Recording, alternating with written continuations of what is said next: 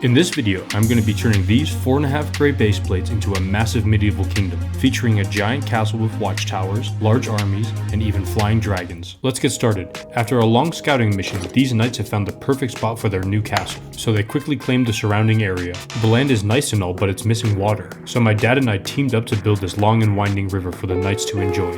Even the horse is getting in on the action. Wait! That's our drinking water! Okay. Next I think it's time to add paths to connect to Kingdom, along with some grass to build on top of. Right now these paths don't lead anywhere, so I'll fix that. First I stole this water wheel from the Lion Knight set. Then I started with the base and the entrance of the bakery. Next I finished up the 3 other sides of the building. On the inside I added an oven and a window to serve food.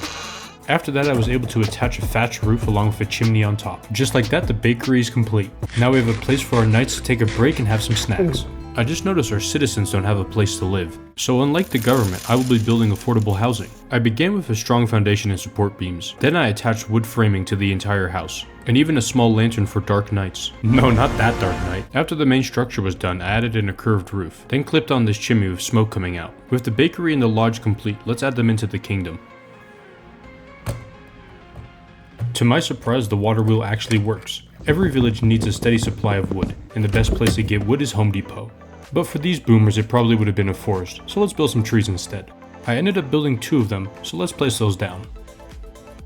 To create some more variation in the forest, I also decided to build a giant mushroom. After completing the stem, I popped on the top half and placed it down in the forest. This ended up being the perfect spot to add in this mushroom minifigure. Now that the buildings and forests are in place, it's time to do some upgrades for the rest of the village. Firstly, making a pen for some of the farm animals. We probably shouldn't mix birds and pigs. Last time we did, they had major beef. Next I added fences for the bakery's front yard and planted some wheat. For better communication, let's add in some boards to hang flyers and wanted posters. Let's hope we catch that guy. This side of the river is looking great.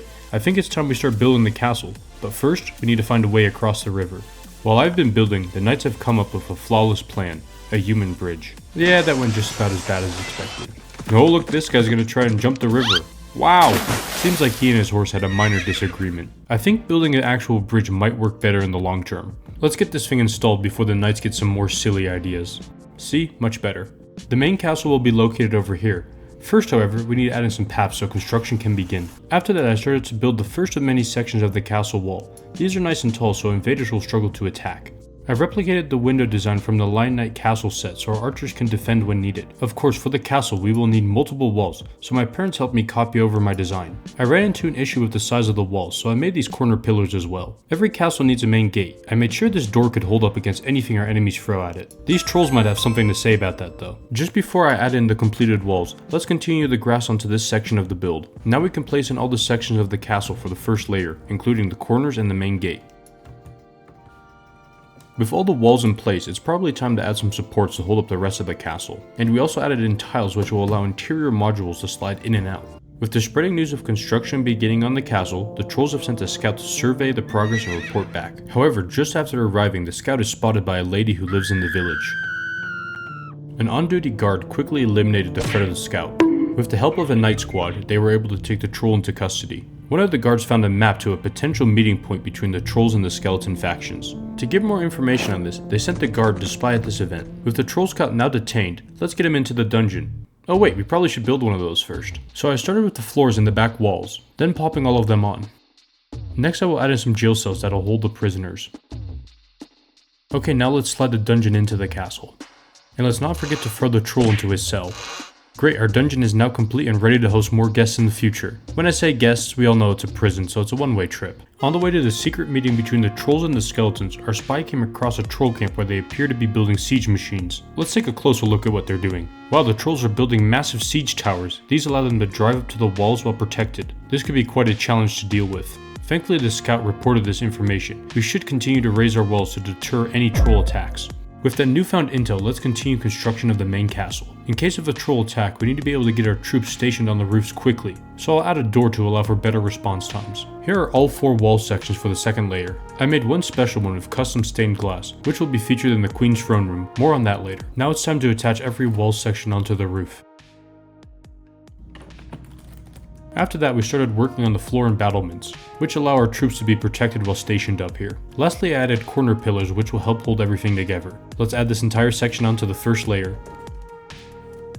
This is starting to look like a mighty fine castle. I even added in some lit defenses, a boiling pot of oil. If the trolls start attacking the main gate, this pot of oil can be dumped on their heads. Yeah, you don't want to be down there when that happens. After days of riding, our scout has finally reached a meeting point between the skeletons and the trolls. He tracked them to a mutual meeting ground. It appears they are forming an alliance and their first target is our castle? This is really bad. The evil wizard has an ever-growing undead army along with several dragons under his control. We should expect an attack from this evil alliance soon. One of the best ways to counter dragons will be the use of giant ballistas. Our only issue is that we don't have a good spot to house one, so we'll need to construct a tall watchtower. Before building that, our knights need a way to reach this tower. That's why I'm going to be starting on a bridge that will connect the tower and the roof of the castle. Let's go ahead and attach this to the rest of the build. Right now this bridge looks kind of unsafe, so let's finish off the walkway and install railings. When our archers are stationed here, they have clear shots of both sides. Now with the bridge done, it's time to get the tower built up as well. I started with a strong foundation for the base of the watchtower. I also added in some windows for extra defense. Time to add this first bit in.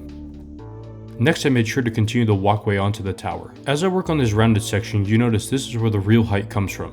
And of course added in a door. On the very top I secured all the loose bits. This is going to be the final height of the tower. With all this space on top to work with, let's make an area for the ballista. First, the railings and the battlements were installed. After that, the supports for the roof, which I might add uses a complex design, attaching some big wedge plates at angles and in a circle.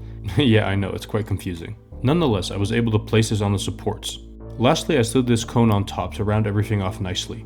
Now we can add in the ballista. And also some extra shots just in case the gunner misses.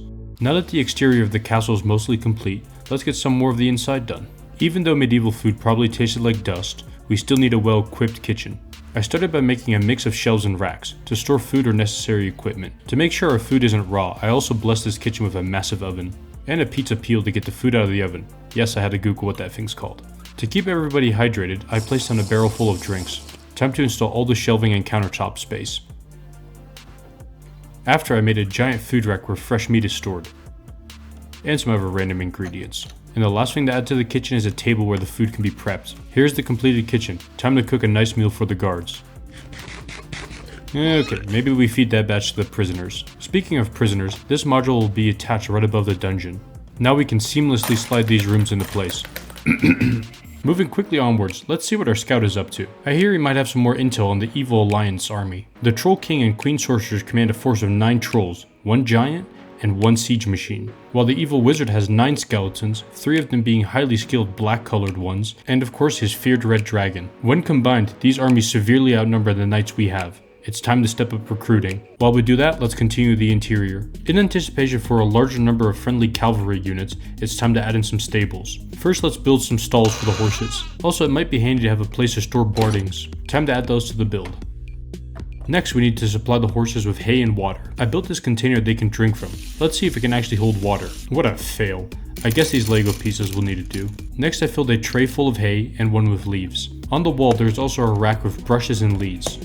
The last and most important step is to add in the horses. Just like that, the stables are complete. Above the horse stables will be the wizard's office. So I started by building shelves, cauldrons, desks, and other storage items. The wizard even has a magical tree, above which I installed a tap so he can water his plant. This workstation will only be complete after adding in way too many potion bottles. I think this is the perfect spot for our wizard to brew new potions and test magical ingredients. Let's pop this room on top of the stables and slide it into the build. And lastly, the final room for the castle, arguably the most important one, the Queen's throne room. I started with adding a red and blue carpet. Alongside there are giant piles of gold. Next I placed down the Queen's throne. That's kind of important in a throne room.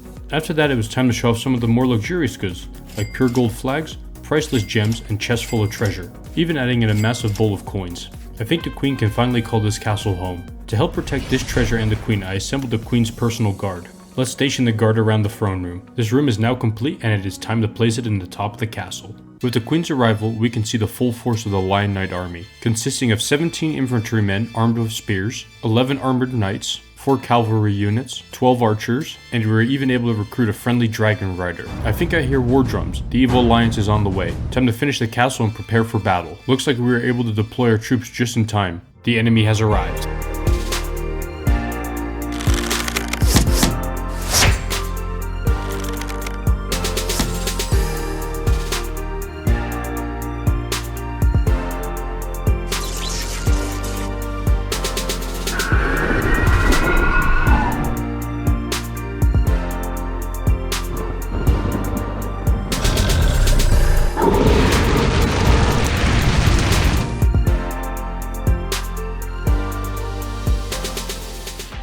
Let me know in the comments below whatever medieval kingdoms you'd like to see me build, and thanks for watching.